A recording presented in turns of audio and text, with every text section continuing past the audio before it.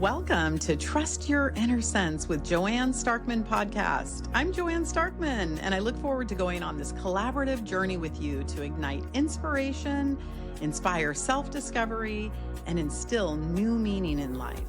I'm excited to host a wonderful array of guests, including innovators, creatives, expert coaches, teachers, and much, much more who come together to share their stories. Each episode reveals how they've embraced their inner sense to pursue their passions and shine their unique lights in the world.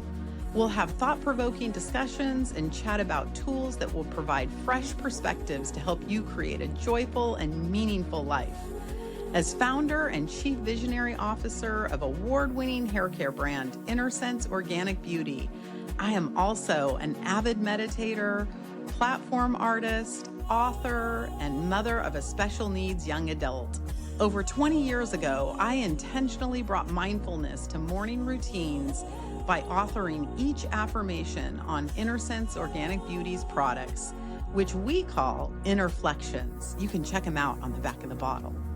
It's my goal to have this podcast to be your warm and compassionate companion, whether you're on a journey for deeper meaning, seeking greater joy, or in need of love and healing. Let's continue our journey of self-discovery, self-care, and self-love. I'm so glad you're here. Let's dive into this week's Trust Your Inner Sense episode now. Oh, welcome, dear friends. I have such a very special guest today. I'm just so honored that she's here. And, this is somebody that holds a very, very special place in my heart. And we were just reminiscing that I think we met over 7 years ago. And so today, my guest is Scarlett Lewis, someone whose courage, compassion, and unwavering commitment to healing has created ripples around the world. I cannot wait for you to get to know her. And so my little intro here is after losing her beautiful son, Jesse, in the Sandy Hook tragedy, Scarlett made a choice that most of us can hardly imagine. She chose to turn unimaginable pain into a movement of love. She founded the Choose Love movement, which now supports children, educators, and families and communities in every state and in more than 130 countries. Her work teaches essential life skills rooted in courage, gratitude, forgiveness, and compassion. Skills that help us meet life's hardest moments with open hearts rather than closed ones. And that intention, that energy can be felt in every program, every conversation, and in every life she touches. Scarlett is also the author of Nurturing, Healing, Love, and From Sandy Hook to the World. Powerful books that share her journey of turning grief into purpose. She has been recognized with honors like the AARP Purpose Prize Fellowship and Forbes 50 Over 50 Impact. Yet what moves me most is the sincerity and the humanity she brings into every space she enters. Scarlett's message reminds us that even when life brings us to our knees, love is still a choice. And sometimes it's the one that carries us forward. Oh God, Scarlett, I wasn't planning on getting so emotional this morning. Wow.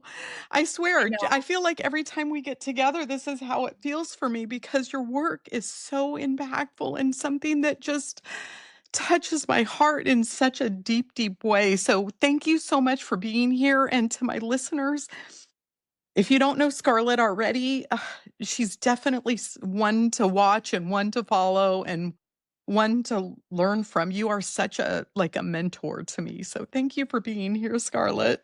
Oh my gosh, thank you so much. And I can't promise that I won't cry too, especially around this time of year. And it's good. It's good to just embrace all those emotions that come in because that's where we are. And the Sandy Hook story has that effect on people. I mean, I think that was one of the country's events that shook everyone to the core. I mean, even today, and anywhere in the world that I travel, people say, I remember where I was when that happened, what I was doing. And of course, we know because that was such a jarring event, such an emotional event for all of us, and one that we haven't fixed yet in Mm-mm. our society. In fact, we're seeing violence and substance abuse and mental illness, and so really choose love. How grateful I am to lead an organization that is literally boots on the ground in schools, in communities across the country and world, providing essential life skills that enable individuals, kids and big kids, to learn from, grow through, and be strengthened by adversity in our lives rather than being taken down by it. We literally teach how you can be refined by it, not defined by it. Yeah, that's incredible. That it's so incredible. I can't wait to dig in there and, nurturing healing love. I mean, that book just totally changed my life in so many ways. And I totally recommend to everybody reading it. It's like a must-read book. It's so beautiful. Can you take us back to that moment and how that single message ignited the entire movement? Yes, so that was a transformational time in my life. Obviously, the whole Sandy Hook tragedy, I felt like life's rug had been dragged out from under me. I felt like I was flat on my back. And I was even afraid to go home because, as a single mom with two kids, I mean, you go into a situation where all these reminders are everywhere. But the first time I did go home, I found this message that Jesse had written on our kitchen chalkboard shortly before he died. 3 words: nurturing, healing, love, phonetically spelled because he was in first grade and just learning to write.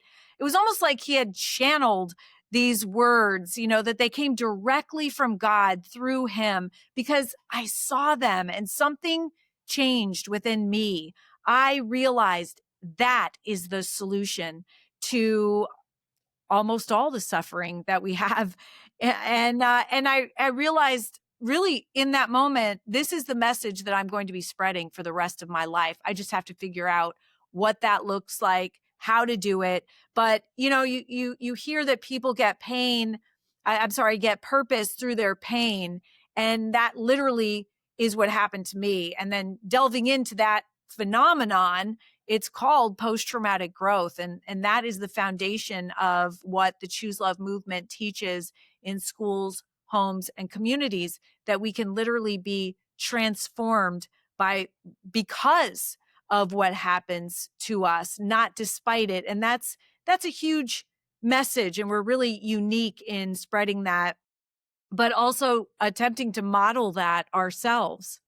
Wow. Yeah. No, I mean, did you I'm just wondering, did you even what did you I don't remember, what did you do before of all of this, Scarlett? Like, did you ever see yourself being a book author and like yeah, talk a little bit about the like timing of all that and everything because I'm just imagining you getting that message, but your whole world is blown up. So, Right. My whole world was blown up. And I realized sitting on my mom's couch, if things are going to change like this, I'm changing everything about my life. Because I will tell you, I was doing bond trading and investment banking.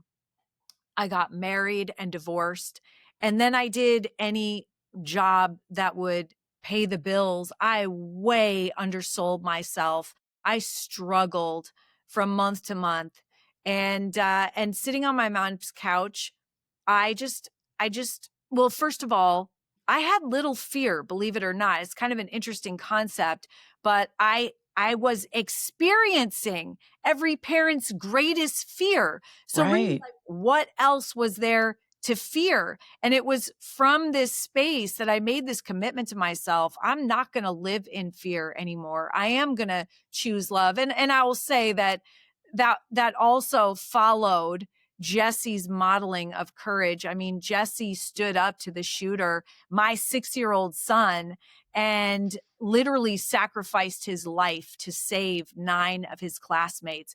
And let me tell you something, when you find that out, about your 6-year-old son who should never have had to face that in his school in the first place. But his brave actions, it makes you realize I have a personal responsibility in this. This is something that, I looked back on these little odd jobs that I was doing to support myself and my family, but I thought, how meaningful were they? How fear-based were they? And this is not what I'm going to do anymore. I'm literally going to take my part of the responsibility for what happened to my son in his community and school, and I'm going to be part of the solution for the rest of my life. How could I not? But I will say that that was following Jesse's example. And by the way, I needed this kick in the pants to really kind of get outside my own fears, to really help launch me into understanding this service oriented aspect of our human life and how we really are. And I didn't know this before, how we really are here to love and serve one another, as well as to become the best version of ourselves. And so created this program using, really synthesizing the best of what's out there, the latest neuroscience and research, so that what I was learning, I could translate and give to everyone else, because it's the key to unlocking everything and living your life with the fewest regrets. Well, yeah, what tell us a little bit about, like, the start of the movement and kind of, like, what that looked like in the very beginning. Gosh, in the very beginning, it looked like, okay, uh, I'm quitting my job, which was very scary. And I had my family and friends around me, and we just thought about, how can we make the greatest impact? What could we do? What's the greatest need? Developing a formula that gives us our locus of control, this position of our personal power back, where we can create positive change for a better future, the definition of hope. And so just kind of developing this with a whole band of volunteers and experts and doctoral professors who came on board to create what we have now, which is programming that's spread throughout the world. But it was a huge time of personal growth for myself too, because, I knew that, and I had a 12-year-old son. And so Right. you understand, I realized, and especially as a single mom, I have to model for my son. I don't want us to be defined by this event. I want us to be refined by it. So I have to model that for my 12-year-old son. So what does my highest and best look like in every moment and every aspect of my life? And so learning how to become that and practice that. It's not easy. It's not easy to this day, but the benefits far outweigh not doing the work. And then creating this program with these tried and true skills, tools, and awarenesses that are universal for every human being on earth to be able to use today going forward, to give them the power to thoughtfully respond with love in every situation, circumstance, or interaction you will ever face. And so it was years of starting out early in the morning, ending in evening calls. Cause think about it, a lot of my volunteers were working full time. And so they were on the phone at 10 o'clock at night with me, sorting this out, pulling out the best and the finest. But you know what? Every moment that I've spent in my life since December 14th has also been in honor of both of my sons, as well as in service to the safety, health, and well-being of all of our children. Before then, I was kind of family centric, and I think a lot of people are. It's like, my responsibility is my boys and loving them, feeding them, having fun with them, all these things. And the school does their thing. And a huge lesson that I learned, Joanne, was that I'm responsible for them wherever they are. And here's the other thing. I didn't have these essential life skills, so I couldn't give my boys what I didn't have. And so we need to fortify our schools so that, best case scenario, they're learning things like kindness and emotional intelligence and self-control, personal responsibility at home, and they're doing it in school. And another reason that you want these skills and tools is because not all kids are getting them at home. And plus the fact, school is a great place to practice them. You run into conflict and situations, and we're all learning and growing every day. So all this stuff I didn't know, but I was learning during these first few years, and I continue to learn and grow on this journey. Yeah, that's incredible. I mean, it just yeah, it's so astounding. I can hardly think of another question to ask, Scarlett. I mean, it's very, very powerful what you're doing and just the ripple effect that it has. Well, here's the other thing, like, I was looking at what we were doing, Mm, at the time that my son was murdered in his right. classroom, and I was looking at the aftermath of that and what the messaging was and where all the anger and hatred was coming. Mm, And I realized, well, first of all, I realized that energy is never going to produce a solution. The second thing that I realized was that we've by analyzing how we address these societal diseases, these issues, is that we usually focus on the problem. We mhm, focus on the mm. symptoms while the problem continues to escalate. So with that reactive response, we are just putting out fires, learning from mistakes, and then following the upward trajectory of the problem. And I thought, well, I don't want to do that. So I looked at the pathway to violence per the Department of Homeland Security, and I found, okay, well, in school safety, we're doing that. We're hardening schools. We're putting kids through active shooter drills. And I'm not saying I'm against that. I'm not. But what I'm saying is that nobody was looking at the grievance end of that pathway to violence, giving kids the skills and tools they needed to manage that grievance, even grow through it so that it doesn't escalate. And I thought, wow, that makes a lot more sense. So while we're addressing the symptoms, which obviously we need to do, we also need to be providing these essential life skills so that kids can manage it themselves and it doesn't Yeah. escalate. No, I mean, it makes perfect sense. Like, forgiveness, I know, is one of your central pillars to your work. So, can you talk a little bit about like what forgiveness looks like in real life practice? Not as an idea, but like a daily choice. Yeah, it's so interesting about forgiveness because there was so much pushback to it in the beginning. Even in my own community, there was some anger that, and I was told there are things that you forgive and things that you don't. And this is one of those things you don't forgive. Here's the thing though, I was feeling the benefit for myself.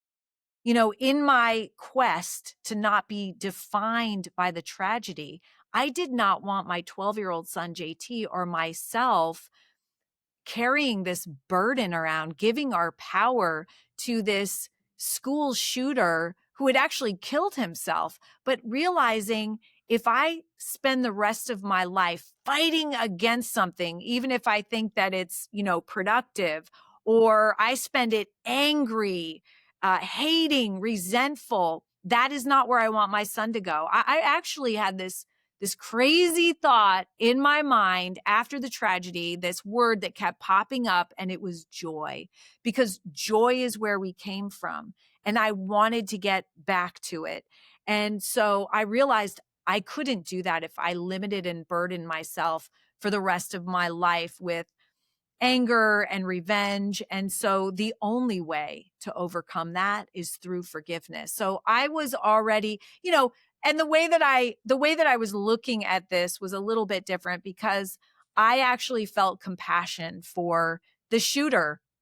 He went to that same school. He went in those same first grade classrooms. And if you heard stories about him, we know that hurt people hurt people. So I was getting curious, like, okay, what could possibly his pain have been to cultivate this massive amount of hatred to the point where the only out that he had was to try to off put it through suicide. I mean, homicide is usually suicidal ideation first, which it was in this case as well, to going in and picking off soft targets in those very same classrooms in which he attended. And there was a lot of pain, of course. You know, he was neglected. He had known needs that he was tested for at the school that weren't met. He was most likely abused. And, Mm. you know, he just didn't have essential life skills. His mom did the best she could with where she was in her own life. And so you could see how things could escalate and get out of control. And so, you know, I felt like, okay, you know, this organization that I'm starting, I'm gonna create it as much for Jesse as I am for the Adam Lanzas of the world, because there are a lot of them out there that are suffering. And here's the difference. They don't know that they have a choice to love. They don't know how to have healthy connections, how to manage these out of control emotions that they feel, and it becomes too much of a burden, and then it becomes our burden. So that's why we should all care, because it is very indiscriminate. Let me tell you something. If it can happen in Sandy Hook, it can happen anywhere. And I know that you hear other parents saying that too. But this is a different approach that I'm taking. This is a proactive, preventative approach. I want to give kids the skills and tools they need so that they don't get to that place of suffering so severe that they feel a need to take it out on other people, that they have the ability to manage that, and there's something called post-traumatic growth, even grow because of the pain in their life, not despite it. We're the only program that teaches that. Yeah, I love the post-traumatic growth. I don't know that I've heard that before. It's a beautiful saying. I thank you for bringing that one up. I have 2 things. So, it is interesting to me because I do remember meeting you very, like I said, over 7 years ago, and I do remember you talking about how the whole forgiveness thing was a bit of a trigger for people and even in your community and everything. Have you seen that change over the years? Like, do you feel like there is a certain capacity? Because I even know for myself, like starting clean hair care so long ago, I just felt like people didn't even have the filing system to the idea that there were chemicals and things that we shouldn't be putting in and on our body and whatnot. And now, 20 years later for me and Greg, I see this movement kind of growing. Do you see the snowball effect for yourself? I would hope so, that forgiveness is kind of more like maybe more of a trendy thing now and people are talking about it more and, forgiving ourselves and forgiving other people. And I don't know, that just came to mind for me. I'm wondering if you're seeing the snowball effect with it. I am. And that's a really good thing for society, because if you think, Absolutely. if everyone knew how to forgive, we would have world peace. We Exactly. would have world peace. It doesn't mean we wouldn't have conflict, but we would resolve the conflict immediately, and it Mhm. wouldn't go on to revenge. And so that is the power of forgiveness. The power of forgiveness is that I can experience the tragic loss that I experienced. And yet I was able very quickly, I started Choose Love within a month of the tragedy. I was able very quickly to move forward. And I want to say, it doesn't mean that I don't feel pain. Of course I feel pain. It doesn't mean that, I don't think about Jesse all the time. And I cry. I do cry. I feel all the emotions. But what it means is that I am not tethered to that event. I don't carry around a backpack weighted down with my life struggles. Forgiveness gives us the capability of putting that down, letting it go, and being unburdened, by all of that pain, and just moving forward towards joy. And that's what we all want, and peace. That's what forgiveness provides. It is the most powerful part of my journey. And here's the interesting thing. In the beginning, everybody said, "Oh my gosh, wait, you want to put forgiveness in this program? You can't teach kids forgiveness. It's way too lofty a subject." And the funny thing is, that was coming from their point of view as adults, because I Right. find a lot of adults don't understand forgiveness because we have preconceived notions. Why should I forgive that person that hurt me? They don't deserve it. When in reality, the gift is for yourself. But guess what? Kids get it. You can teach forgiveness. Kids say forgiveness of all ages is their number one character value. We have this incredible formula: courage, gratitude, forgiveness, compassion. But forgiveness is their favorite. And when you ask them why, they say it's because it's like a superpower and that it feels so good to let it go. And it does. Oh, oh, that's beautiful. That makes me think, like, what surprises you most about your personal healing journey? Like, is there something that has, something you couldn't have ever anticipated? Well, I couldn't ever have anticipated how the Choose Love movement has taken off. In the beginning, I had people going, "Ooh, you wanna call your organization Choose Love? Ooh, and you wanna put it in schools. Would you consider changing the name?" Like, I got that all the time, and every time somebody said that, I thought, uh, that this shows the need. We need to allow, if we're uncomfortable with the word love, we need to let it roll off our tongues. We need to be saying it every day, multiple times a day, for ourselves and for all those around us, and then through the ripple effect. But that was the beginning. That was almost 13 years ago, believe it or not. And today Wow. we see Choose Love on the back of the NFL football helmets, and some of the star players, we see it on the end zones, and you see Choose Love woven into ad campaigns and all of this. And I think, yes, yes, this is becoming the vernacular of our world, and it is powerful. We know that thoughts and words are powerful. So I do believe that we've contributed to that. Yeah, that's amazing. Well, you're leading a global movement, rooted in emotional wisdom. What does heart led leadership look like for you on a practical and like everyday level? That's a really good question. Heart centered and led leadership. That means showing up every day and modeling what you teach. And it's not easy. It's not an easy thing. It has become a little bit easier in some aspects, but then of course life throws you curveballs Mhm. and you got to start all over, except that you have the skills and tools. But it means showing up every day and modeling this. And the thing is this, like, when I was realizing I was modeling for my son and he was watching every action, he was listening to every word, and that be he would learn from me, and this is how he would handle difficulty going forward.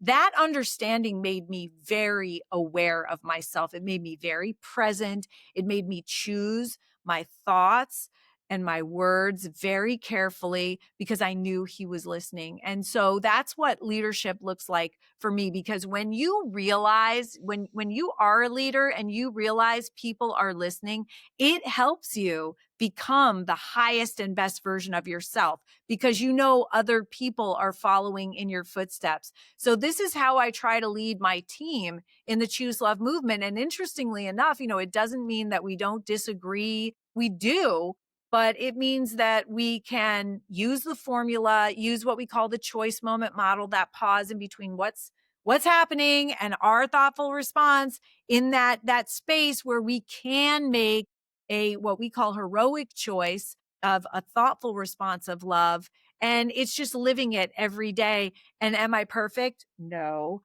But that's okay, because we're not striving for perfection. We're just striving for progress every single day. And I think that I can say that I've done that. Yeah, that's amazing. Let's go back to the choose love formula, the courage, gratitude, forgiveness, compassion, and action. Yeah. What do you think children are most hungry or people are most hungry for today? Okay, well, what are people most hungry for today? That's a beautiful question. And I just want to go really quickly through each one of those character values. I Yeah. mean, we see a lot a huge deficit of courage, in my opinion, in our leadership and in our world today. That looks like awful posts. It looks like celebrating death. It looks like, a lot of what we're seeing that our children are seeing as well. It looks like being unkind in our words, and now, of course, social media on our posts. That's a lack of courage. Um, it takes courage to be triggered, and you are going to be triggered as an adult by things that other people post. But courage looks like being able to thoughtfully respond with self control. And that means kindness, caring, and concern. You see a few people doing that out there. Those are the courageous leaders. And courage is like a muscle. We can practice it to strengthen it. I got to go to gratitude, because when we have a consistent practice of gratitude, it fortifies us from the inside out to better be able to handle adversity with more strength and grace. In fact, the opposite of victimization, which is literally leads to helplessness, which leads to hopelessness, which leads to the violence, the substance abuse, the mental illness that we're seeing. The opposite of that is gratitude. And so, really important, forgiveness. People make mistakes. Hurt people hurt people. And this is in our own lives to various degrees. It's also what we see, that narrative. And we need to be able to choose forgiveness. And this formula is accurate, it's in order. So we practice courage first, because you need courage. You need to be grateful, to set yourself up to even be able to consider forgiveness. Forgiveness is not easy, but it is the only way to stop the cycle of violence, to stop that anger, that rumination that goes on in your Mhm. head. You know how to stop it. You know how to take your personal power back, because, by the way, when you're angry at the person who hurt you, it's usually in the past, and they have control over your thoughts, your feelings, and your actions. You want to take your power back? The only way that you do that is through forgiveness. Forgiveness is the number one way to have healthy relationships. Healthy relationships are the number one key to happiness, per Harvard University's longest ever study on human life. And then let's go to compassion in action. My favorite research on compassion in action is that all of the nurturing, healing love that you give out comes back to you in help and healing. So literally every time you have the courage to step outside of yourself and do something for someone else, and you do it with a pure heart, you get help and healing back even more than you gave out. The epidemic of loneliness, all that takes is having the courage to step outside of yourself and help somebody else. And all of a sudden that loneliness vanishes. So you see the power of these 4 words in our own lives, and the ripple effect when we practice it that takes is enormous. Yeah, that's amazing. I mean, we've all experienced loss on some level, not to the level maybe that you've experienced. And you know what? You can't compare. You cannot grieve. N You cannot compare loss. Loss is loss, and it's all pain. Yeah. No, it is, definitely. I mean, we all have losses in our own way for sure. I mean, what wisdom would you give somebody that is kind of, searching for meaning after a heartbreak or a loss or Yeah. Well, first of all, I would just say, in any loss, there is meaning in that loss, and it is being still, it's being present, and it is searching, getting curious, searching for that meaning, because it will come to you. There are gifts in every loss. And I can say that, having been where I came from, the gifts are there. There's science behind that too, called post-traumatic growth. But just know, and understanding that, Joanne, takes a little bit of the fear away from the experience. Like, you have this catastrophic loss, but at the same time, you know that there are gifts in there. And so it's up to you to pause and to look for those fear is what exacerbates your pain and inhibits healing. And our core message at Choose Love literally is choosing love over fear. So I would tell you that. I would tell you that I have credibility in saying that there are gifts in every loss. And that's me saying this after having my son brutally murdered in his first grade classroom. Mhm. And then I will also add that God uses everything for our highest and best good. And I can literally tell you today, Joanne, and we've known each other now for 7 years, Yeah. that he used Sandy Hook. He used the tragedy to better humanity. I can tell you that we're a better place today because I go out and I work in schools and I see what we're doing with kids, and Yeah. it gives me tremendous hope. Yeah, speaking of that, can you share a story, a recent story maybe of something that that really clearly shows us why this work matters? Oh my gosh, yes. I mean, which one? Last night we did a little virtual event and I had my donors on there and I was showing them thank you cards, and I said, before I share these from students, from those we serve, I want you Yeah. to know these are to you because we couldn't do it Oh. without you. So, I mean, the cards that kids write, and these are young kids saying, "Thank you for making Choose Love. Our school is safer than it was before." Mm. Thank you. Here's another one from a little kid. Your visit changed me. Who Mm. says stuff like that? You know what I mean? That's What changes somebody to the core? Some others, first grader, thank you for doing Choose Love. It helps me solve all my problems, and I wouldn't be able to without Choose Love. I mean, it's like oh.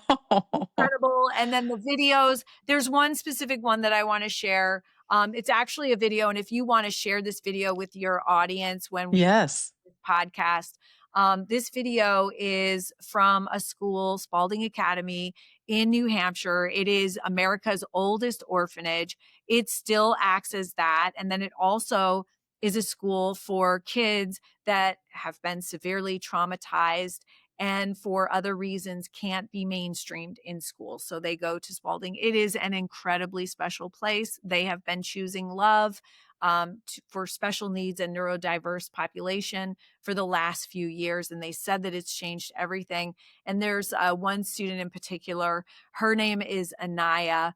And she surprised me one day by coming in because I've visited several times and done some training, and she wrote me a thank you note. But then she and the principal made a video for us. And she basically said, choose love. I'd been through a lot in my life, and you can imagine. And choose love. And I didn't love myself. I hated myself, and choose love Mm. helped me love myself and be able to manage things in my life better and make me feel better. And what a greater what a well, great gift for me to receive that, and for her as well. And that is a life, that's a hard life Mhm. that has been transformed by Choose Love. And there are so many like that. Somebody said to me the other day, well, you have a tough job because your evidence is in things that don't happen. It's the suffering that doesn't occur that leads to all these other major things. And I said, you're exactly right. Oh, man. That's hard. Yeah. Wow. How Well, do you measure that? what's that? I said, how do you measure that? I know. Oh, yeah, that's tough. That's a tough one, right? Well, what would you most love to build next? Something that feels like a little big dream or like visionary. I mean, you're such a visionary. You really are. And yeah, what comes next for you? Well, what comes next is a couple of things. We have this breadth now, so much awareness of our programming, but we want to go deeper in schools and we want to help really love and support their efforts. So we've onboarded a few retired school teachers that actually have taught Choose Love, have led certified schools, and now they say, I want to do more. I want to positively impact even more people than I did in my classrooms and schools. So they're helping us with this endeavor, and we're creating a couple of new programs out of our original Choose Love for Schools. One is for special needs and neurodiverse learners. In our last survey, 20%, 26% of educators said that they use this program with that population. So we want to develop programming with that. Garrett, who is the principal of Spalding, wants to help promote it all across the country. He's our biggest cheerleader. Wow. And then we also have a program that's nearing completion. It's called Choose Love Strong. And I got this inspiration because of all of the tragedies that we're seeing that are happening in our country, state by state, but also the world. I mean, the flooding and the fires, and I know that specifically there was a state, the Texas, when the campers were swept away, the Department of Ed was putting out a notice like, what can we do for our kids? Does anybody have anything? And of course, Choose Love is the only program with post-traumatic growth at its base.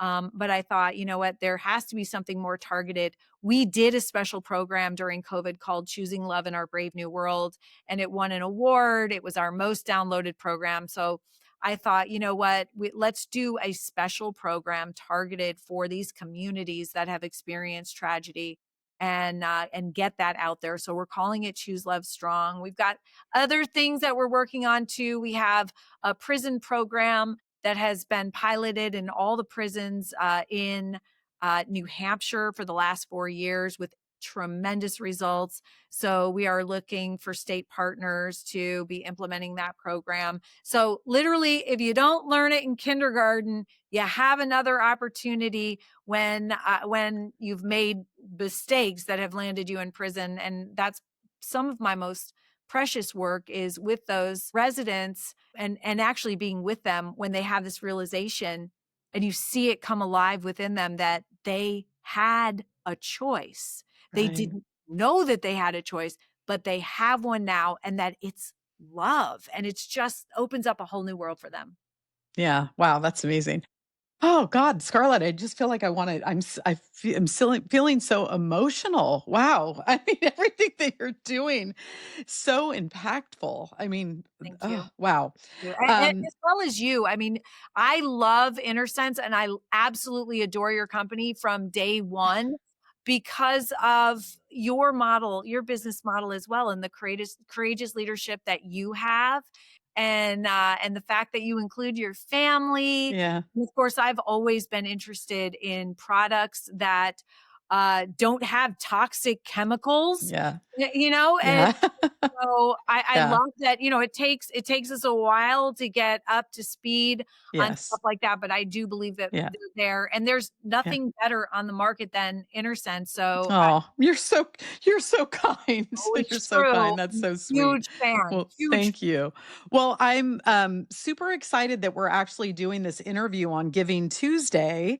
And I know that we're going to be airing this episode right around the anniversary of Sandy Hook. So, I mean, it feels like there's a lot of moon and star alignment right now. But I wanted to let you know, Scarlett, just in our conversation that Greg and I discussed, and like how we love to support you. And I Yes, wanted and I you to know, appreciate that over the yeah, years so yeah. much. Yeah. Well, and I wanted to let you know that today on this Giving Tuesday, we want to donate $5,000 to your Choose Love movement. And, that we just want to continue to support your vision. And I feel so honored to know you. Thank you. So, Thank yeah. you So I so wanted to let you know that, Greg and myself and the whole InnerSense team, we just are cheering you along, much. on so many levels. So Thank you thank you so so much for much. everything that you do. Yeah, I Thank really, you. really appreciate it. Yeah, thank you so much for your time. I guess I should ask if there's one more thing that you want to share with my listeners, just, something that you kind of a message that you would want to place in their heart today. Like, what would that be? You know, I would like to acknowledge the fact that life is hard. I would like to validate within every one of your listeners that pain that we all carry, for whatever happened in your life. But I also want to extend the invitation to choose love as a Yeah. thoughtful response, because this formula can transform even past pain. And I've used it on my own, and I've seen so many people benefit from it. Joanne, your loving support and the support of Inner Sense has enabled us to continue to offer this program at no cost. So, you know, go online, download the home program, see how it can help you, contact us, and we can help you. Help become part of the Choose Love family. Um, Spread the word, please. Go like Yeah. us on social media. I'm so, like, I always say, like, stay away from social media, but like us and share us. But, help us get the word out about this. Right. Your kids are in school.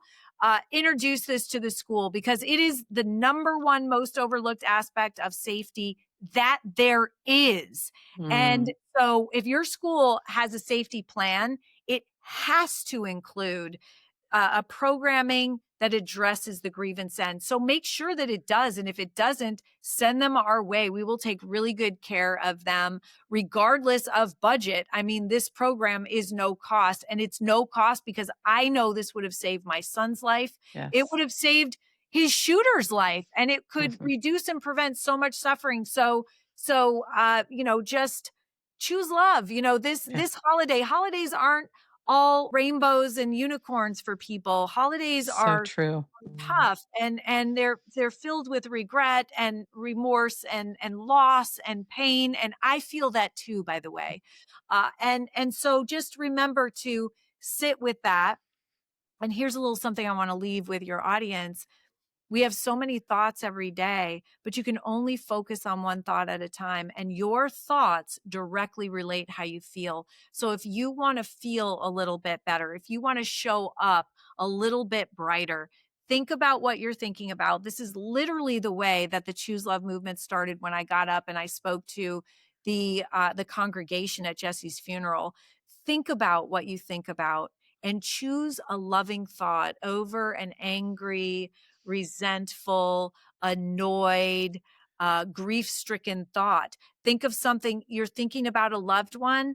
Think about a happy memory instead of a sad memory. They Yeah. live in your brain. Why not think of a beautiful one? Just be very aware of your thoughts. It's a fantastic process. Everything starts with a thought, and that directly relates to how you feel. And how you feel is going to be how you show up in relationships. So you want to have a little bit brighter holiday. Start with your thoughts and choose love as a thoughtful response. I love that, Scarlett. Thank you so much. You're such an inspiration to so many people.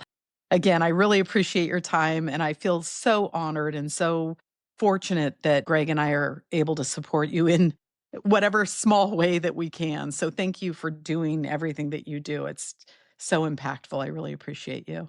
Thank you so much for all the love and support of your entire family and Inner Sense staff. We love you guys, and let's do more together this coming year. Absolutely. I look forward to it. And to my dear, dear listeners, thank you so much for being here today.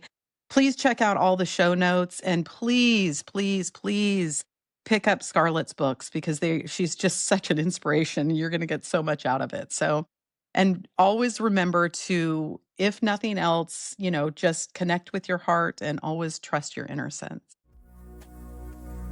Thank you so much for joining me for today's episode, dear friends. I would be thrilled to hear which part resonated with you the most. Your reflections on today's topic and how it sparked action in your life mean a lot to me. Feel free to share your thoughts at podcasts@innersensebeauty.com or leave a review. I look forward to you coming back next week to explore another exciting topic together. If you'd like to dive deeper, be sure to check out the show notes for some valuable links. Until we meet again, take good care of yourself. Know that you are surrounded by love and always trust your inner sense. Wishing you all the best, friends.